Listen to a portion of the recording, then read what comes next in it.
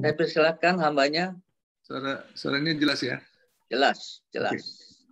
Oke, mari kita sama-sama berdoa dulu. Tuhan Yesus, kami bersyukur kami dapat beribadah walaupun dalam keadaan pandemik ini secara online. Tuhan berkati kami semua Tuhan. Pakai hamba-Mu yang tidak ada apa-apanya Tuhan untuk menjadi berkat bagi banyak orang. Juga Tuhan, Engkau yang berbicara, Engkau yang menjamah setiap hati, untuk menjamah setiap hati kami Tuhan. Kami serahkan semua ke dalam tangan-Mu, di dalam nama Tuhan Yesus Kristus, sama-sama katakan, amin. Amin. Shalom. Shalom. Lambaikan tangan. Shalom. Shalom semuanya. Luar biasa ya. Terima kasih ke Pak Andreas yang sudah mengundang untuk saya menjadi pembicara pada sore hari ini. Saya mau komen sedikit. Tuhan pakai luar biasa ya untuk orang-orang yang mau terus melayani Tuhan. Karena saya tahu Pak Andreas itu kakak saya. Dia kalau nyanyi pales, jujur aja. Bahkan jangankan nyanyi, ngomong aja pales gitu. Tapi saya lihat anak dan cucunya itu luar biasa loh. Si Hoki suaranya jadi bagus gitu ya. Hoki bagus dan juga Stanford. Jadi pada waktu kita melayani Tuhan, Tuhan bisa berkati sampai anak dan cucu kita semua. Amin. Amin. Oke, ini masih dalam acara Natal. Saya ucapkan selamat Natal bagi semua Bapak Ibu yang hadir pada online pada saat ini. Natal itu sebenarnya pada waktu kita merayakan tidak berarti kalau tidak ada Tuhan di dalam acara perayaan ini. Makanya pada waktu kita mengadakan perayaan Natal di tengah keluarga kecil kita, di tengah jemaat atau apapun, kita harus supaya tetap pemain utamanya, bintang utamanya adalah Tuhan Yesus. Supaya kita mengerti bahwa tanpa Tuhan, percuma kalau kita hanya perayaan Natal tapi tanpa Tuhan.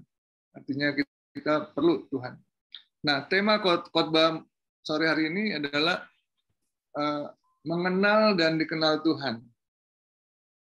Jadi saya mau mulai masuk ke ini karena memang waktunya terbatas dan saya juga komputer saya tinggal 36%, jadi kalau nanti sampai putus saya akan sambung melalui handphone ya, karena saya nggak bawa charger.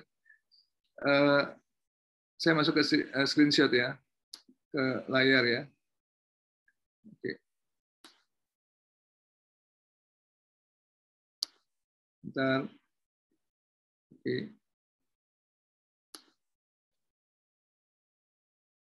Oke.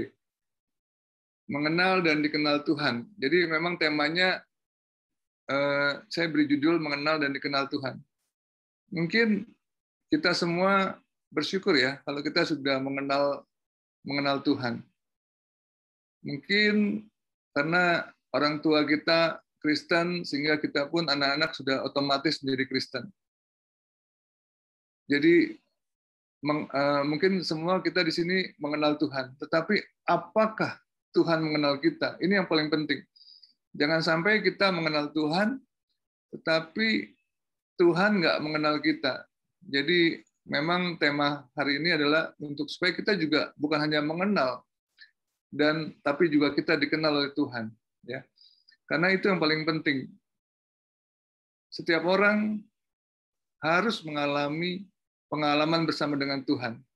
Jadi supaya kita bisa mengenal Tuhan dan dikenal Tuhan. Ya.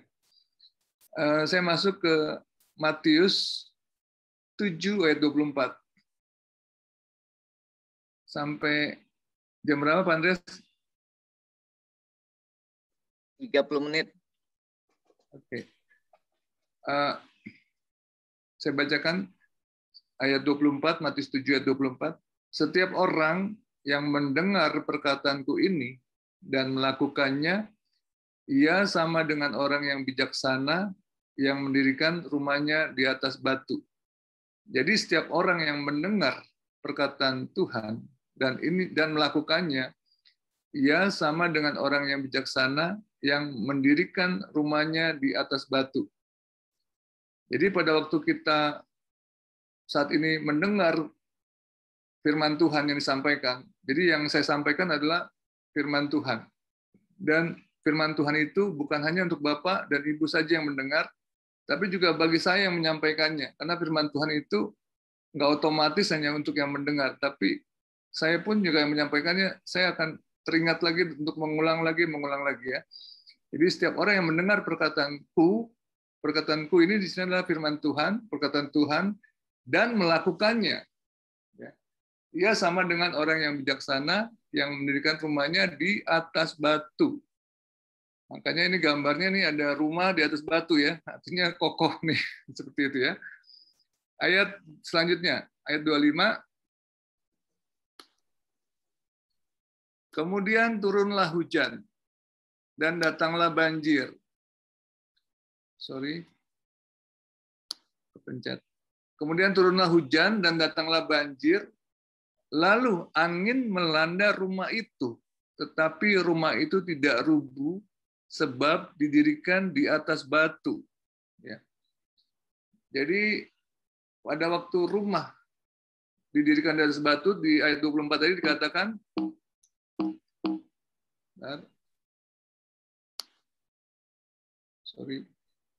setiap orang yang mendengar perkataanku ini dan melakukannya, ia sama dengan orang yang bijaksana yang mendirikan rumahnya di atas batu. Jadi pada waktu tadi dikatakan di ayat 24, setiap orang yang mendengar perkataan Tuhan dan melakukannya, ia sama dengan orang yang bijaksana, dia disebut orang bijaksana, dan disamakan juga mendirikan rumah di atas batu. Ayat 25 dikatakan, kemudian turunlah hujan dan datanglah banjir. Lalu angin melanda rumah itu. Tetapi dikatakan di sini, rumah itu tidak rubuh sebab didirikan di atas batu. Bapak Ibu, dalam perjalanan hidup kita, yang namanya masalah pasti ada. Baik siapapun dia. Baik itu masalah ekonomi, masalah kesehatan, sakit penyakit, masalah hubungan keluarga, hubungan suami istri, hubungan antara kakak dan adik, hubungan orang mantu dan mertua, hubungan antara besan dan teman-teman, itu pasti ada masalah. Di sini dikatakan, turunlah hujan dan datanglah banjir. Lalu angin melanda rumah itu. Hujan itu adalah, pengertiannya adalah masalah. Banjir juga masalah. Dan di sini dikatakan angin juga masalah. Tetapi masalah boleh datang pada waktu kita mendirikan rumah di atas batu. Artinya pada waktu kita mendengar dan melakukan firman Tuhan, rumah kita, artinya kita tidak akan rubuh. Sebab rumah kita ini didirikan di atas batu, Bapak Ibu ya. Lanjut ke ayat 26. Tetapi setiap orang yang mendengar perkataanku ini dan tidak melakukannya, ia sama dengan orang yang bodoh, yang mendirikan rumahnya di atas pasir. Ya. Jadi perbedaannya tadi, kalau orang yang mendengar perkataan Tuhan dan melakukannya, ia disebut orang yang apa tadi? Bijaksana. Tapi pada waktu orang yang mendengar perkataan Tuhan, jadi kalau Bapak Ibu semua sudah mendengar perkataan Tuhan, sudah beribadah, sudah rajin, tetapi tidak melakukannya, masih disebut juga orang bodoh yang mendirikan rumahnya di atas pasir.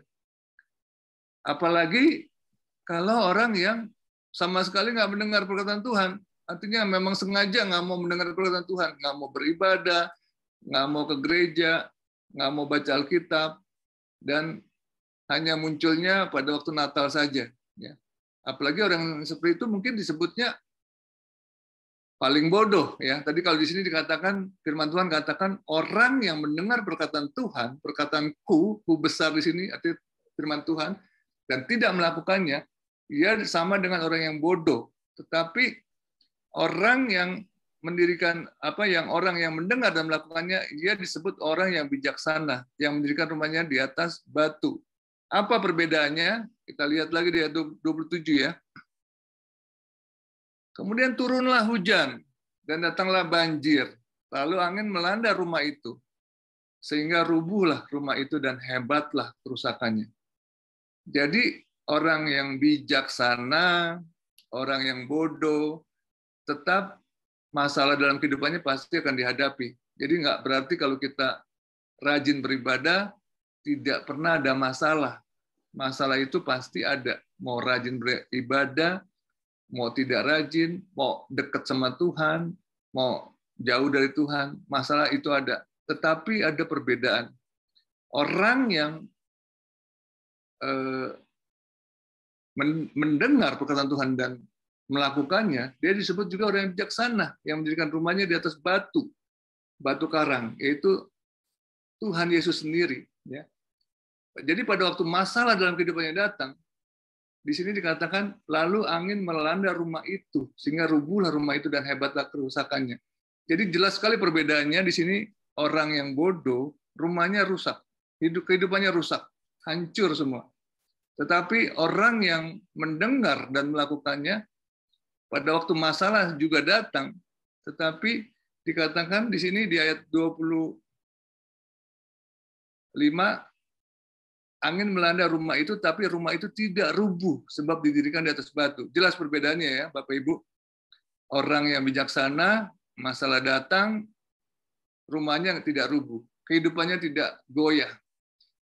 Orang yang bodoh, ya, masalah datang, hancurlah, hebatlah, rubuhlah rumah itu dan hebatlah kerusakannya. Jadi pilihan semua di tangan kita. Apakah kita mau menjadi orang Kristen yang hanya mendengar saja, tetapi tidak pernah mau berusaha untuk melakukannya, atau kita mau menjadi orang Kristen yang mendengar firman Tuhan dan melakukannya. Itu pilihan di kita semua. Saya berharap kita semua memilih yang mendirikan rumahnya di atas batu karang. Saya juga maunya seperti itu, Bapak Ibu. Jadi kita harusnya firman Tuhan itu mengajarkan kita untuk kita memilih yang benar, untuk memilih kehidupan, untuk memilih keselamatan. Tadi saya berpikir, ini masalah rumah, ya udahlah, hanya rumah doang kan gitu. Mungkin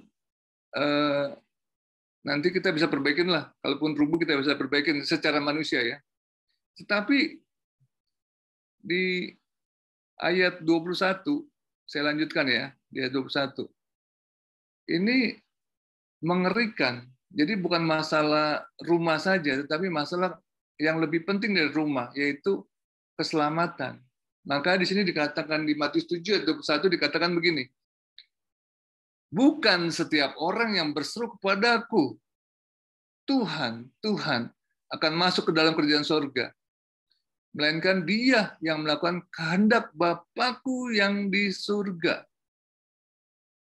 Jadi melakukan firman Tuhan, jadi mendengar dan melakukan kehendak Bapa, yaitu hal yang penting dalam kehidupan kita sebagai orang Kristen.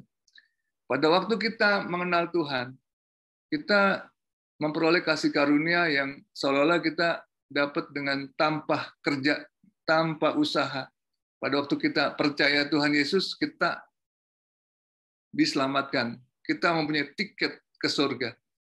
Tetapi pada waktu kita masih hidup, ada hal yang kita harus lakukan, yaitu untuk kita mengenal dan dikenal Tuhan. Supaya apa, Bapak Ibu? Nama kita tercatat di dalam buku kehidupan. Ya. Saya mau semua nama kita tercatat di dalam buku kehidupan. Saya nggak mau kita menjadi orang Kristen yang hanya mengenal Tuhan, seolah-olah kita mengenal Tuhan, tapi Tuhan nggak kenal kita. Gitu. Maka di sini dikatakan, bukan setiap orang yang berseru kepadaku, Tuhan, Tuhan akan masuk ke dalam kerajaan surga, melainkan dia yang melakukan kehendak Bapakku yang di surga. Ayat 22, lebih serem lagi nih. Pada hari terakhir, banyak orang akan berseru kepadaku. Ya. Tadi di ayat 21 dikatakan, bukan setiap orang yang berseru kepadaku, Tuhan, Tuhan akan masuk ke dalam kerajaan surga. melainkan Dia yang melakukan kehendak Bapakku yang di surga. Ayat 22. Pada hari terakhir banyak orang akan berseru kepadaku. Jadi pada waktu akhir zaman, Bapak Ibu, orang akan mulai setelah Tuhan penghukuman datang, pada waktu semua orang ketakutan menyebut nama Tuhan, Tuhan. Di sini kita baru bisa melihat betapa mengerikannya ya.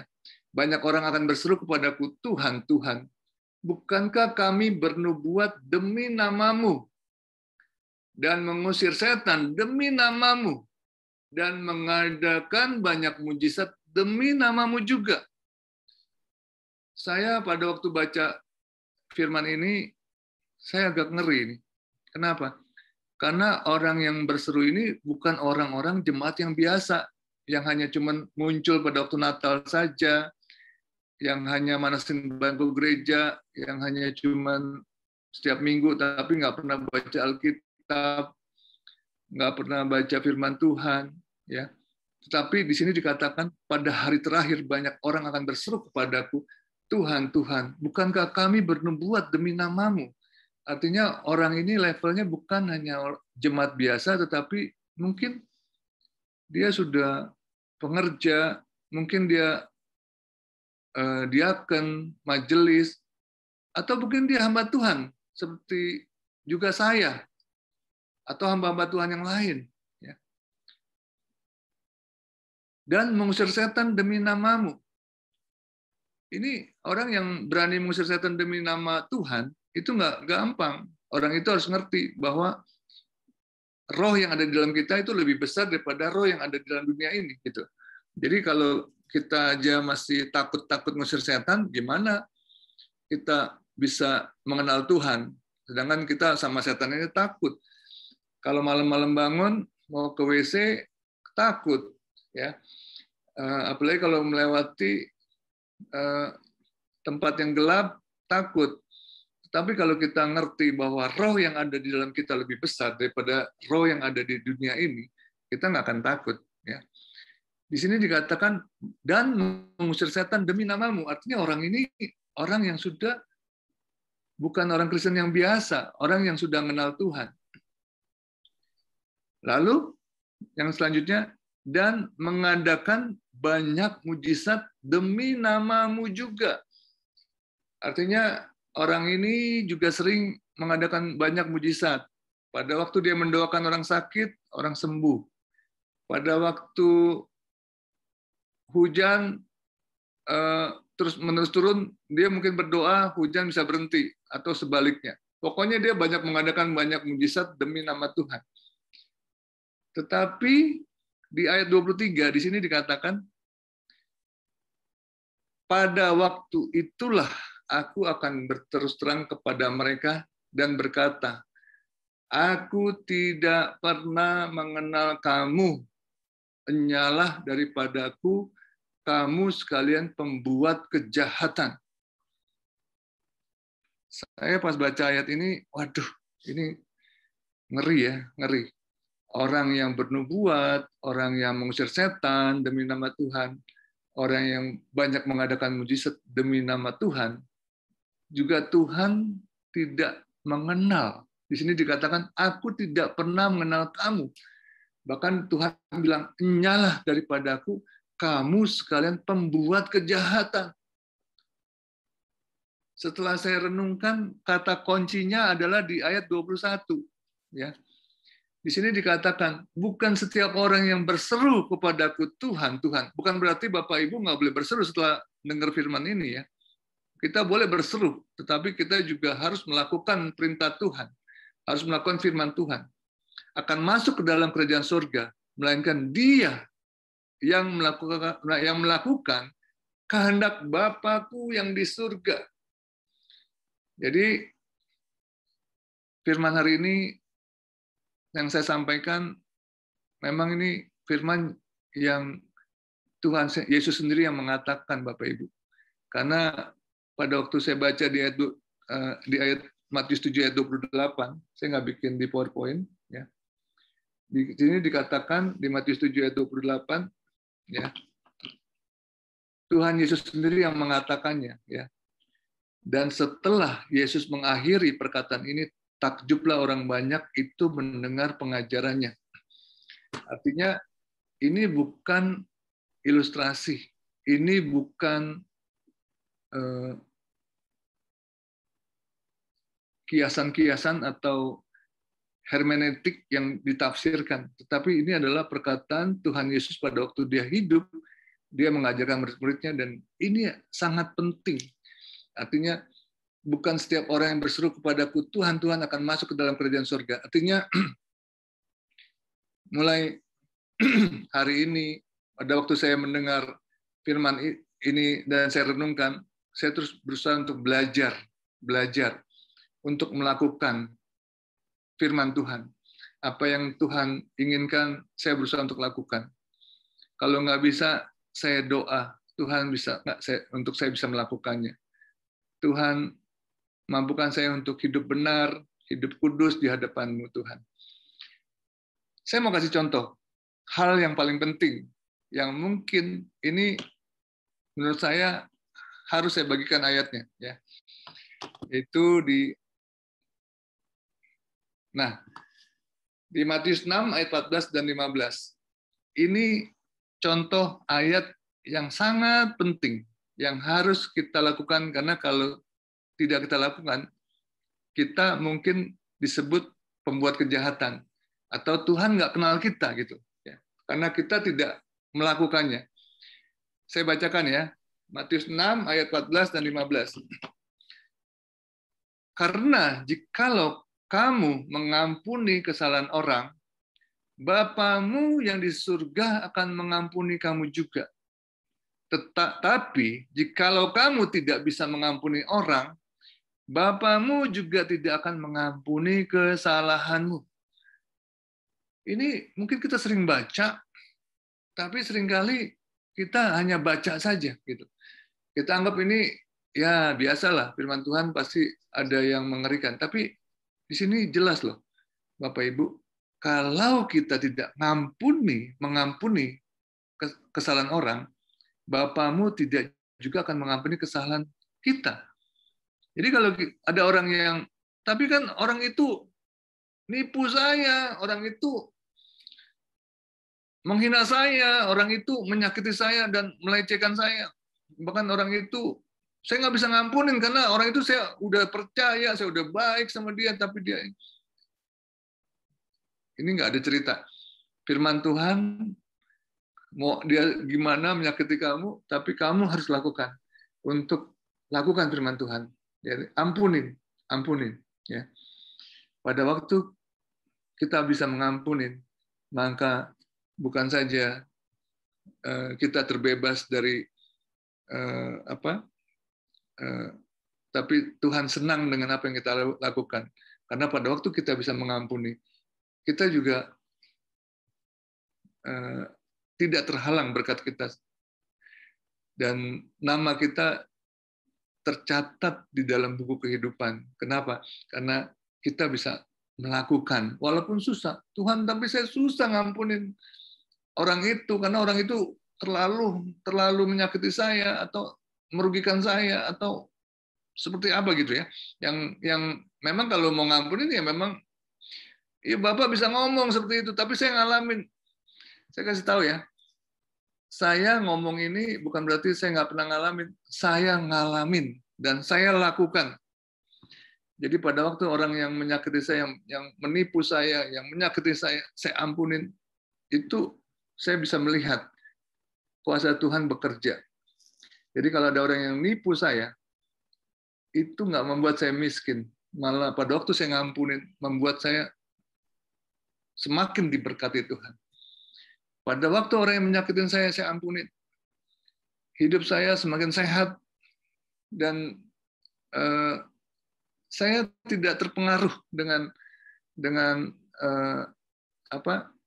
masalah-masalah yang merugikan atau menyakiti. Karena saya tahu manusia itu pasti bisa melakukan kesalahan, tapi kita pada waktu kita melakukan perintah Tuhan, pada waktu kita disakiti, pada waktu kita dirugikan, pada waktu kita ditipu, pada waktu kita dikhianati, kita tetap mengampuni. Maka itu yang berkenan di mata Tuhan. Ya. Ada satu contoh lagi yang penting ya. Ini masih ada waktu ya. Oke.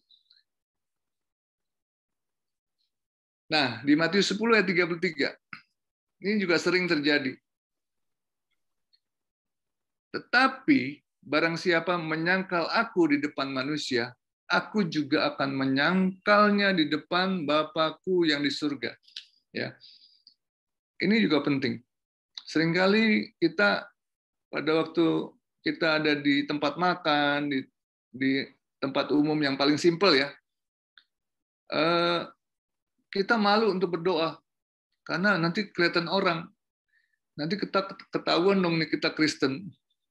Saya nggak pernah malu kalau saya pun di tempat umum, di tempat apa, saya tetap berdoa. Saya akan berdoa supaya juga orang tahu bahwa saya memang mengenal Tuhan.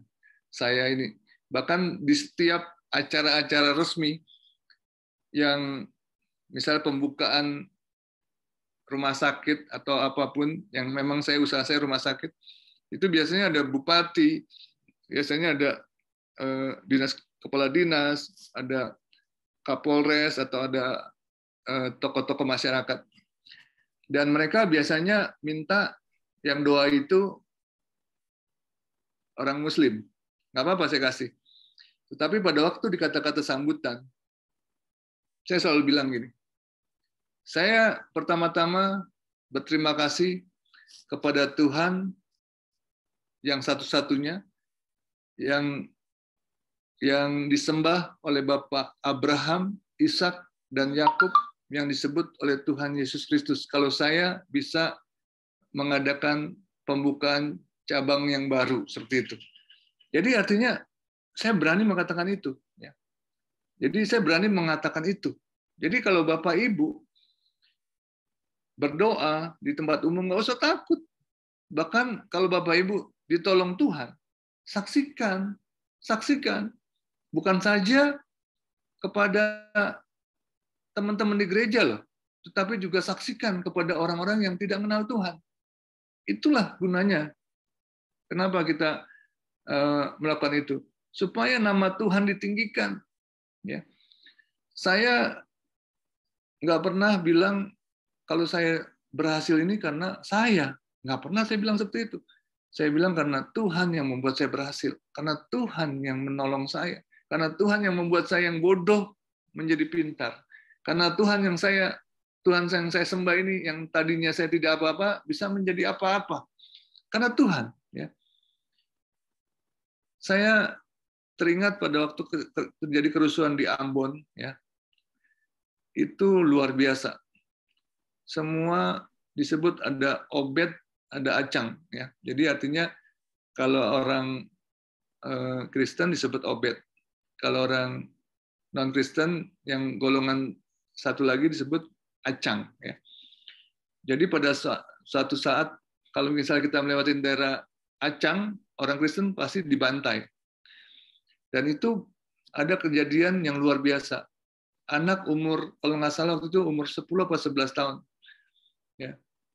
Dia masuk ke daerah Acang, tanpa sadar dia dihadang ya, oleh Acang, dan pada saat itu dia disuruh menyangkal Tuhan Yesus Kristus. Tapi apa yang anak ini lakukan? Dia bilang apa? Saya masih ingat kata-kata anak itu. Dia bilang apa? Beta Laskar Kristus. Beta Laskar Kristus. Habis itu dia diparang, lehernya sampai hampir putus. Tapi saya percaya dia akan seperti juga Stefanus, yang pada saat itu Tuhan sendiri yang akan menyambut dia. Gitu. Jadi jangan sampai kita nih hal-hal yang kecil aja kita nggak berani menyaksikan Tuhan. Ya, seringkali kita mau bakti sosial aja, kadang-kadang saya suka bilang sama teman-teman yang enggak, saya ini ada sembako, cuman gitu aja. Saya bilang, loh, bilang ini dari Tuhan Yesus gitu loh. Ya. Karena Tuhan Yesus itu yang bisa menggerakkan kita untuk memberi gitu. Kalau enggak mungkin kita bisa memberi. Tuhan Yesus itu yang memberikan kita kasih sehingga kita bisa berempati sama orang. Kita bisa merasakan kesusahan orang. Jadi sampaikan, jangan cuma ngasih sembako dan bakti sosial doang, tapi sampaikan. Ini dari Tuhan Yesus. Nanti kalau dia nanya baru jelaskan. Kalau dia nggak nanya ya udah sampai situ aja. Kan gitu. Jadi karena saya ingat ayat ini, tetapi barang siapa menyangkal aku di depan manusia, aku juga akan menyangkalnya di depan Bapa-Ku yang di surga. Jadi kalau sampai Tuhan bilang, "Enyalah engkau pembuat kejahatan." Padahal orang itu sudah bernubuat demi nama Tuhan. Orang itu sudah mengusir setan demi nama Tuhan. Orang itu sudah melakukan banyak mujizat demi nama Tuhan. Artinya dia melayani Tuhan. Tapi pada waktu dia tidak melakukan perintah-perintah Tuhan, Tuhan menganggap dia pembuat kejahatan. Jadi artinya bukan berarti kalau kita pendeta pasti masuk surga. Kalau kita beragama Kristen pasti masuk surga. Pada waktu kita sebagai pengerja, sebagai majelis, sebagai mungkin diaken atau apa, kita pasti masuk surga. Kalau saya melihat ayat ini, belum tentu kita bisa masuk surga kalau kita tidak melakukan perintah Tuhan. Artinya kasih karunia itu free, give, ya. Tuhan berikan gratis untuk kita semua orang yang mau percaya untuk menerima tiket ke surga. Tapi pada waktu kita masih hidup, kita harus melakukan usaha untuk mengenal Tuhan. Untuk bukan saja menjadi orang Kristen karena warisan, karena kita keturunan, oh, papa saya Kristen, jadi saya Kristen. Tapi kita harus mengalami pengalaman kita juga bersama Tuhan. Sehingga kita semakin mengenal Tuhan dan Tuhan mengenal kita. Bukan saja kita mengenal Tuhan, tapi Tuhan mengenal kita. Kenapa? Pada waktu kita menjadi pelaku firman Tuhan, otomatis Tuhan akan mengenal kita. Oke, Bapak Ibu, mungkin firman Tuhannya waktunya sudah habis ya, dan juga baterai saya juga sudah mau habis. Mungkin saya sekalian nanti mungkin nggak sampai selesai karena saya tadi sudah bilang sama Pak Andreas untuk minta izin karena ada janji lagi jam 6. Jadi saya takutnya nggak bisa tepat waktu. Jadi terima kasih Bapak Ibu yang mungkin firman Tuhan ini selesai dan saya mau menutup dengan doa juga. Mari kita berdoa bersama-sama. Tuhan Yesus, terima kasih Tuhan, firman-Mu sudah disampaikan, dan firman-Mu itu tidak pernah sia-sia. Tuhan, biar Engkau yang memberikan pengertian, Engkau yang menjamah setiap kami, untuk kami dapat mengerti firman-Mu, dan kami dapat melakukan Tuhan. Kami mau memilih menjadi orang yang mendirikan rumah di atas batu. Kami mau Tuhan, kami dikenal oleh Engkau Tuhan. Tuhan berkati kepada setiap jemaat-Mu yang mendengar firman ini Tuhan. Kami serahkan semua dalam tangan-Mu di dalam nama Tuhan Yesus Kristus, sama-sama katakan amin.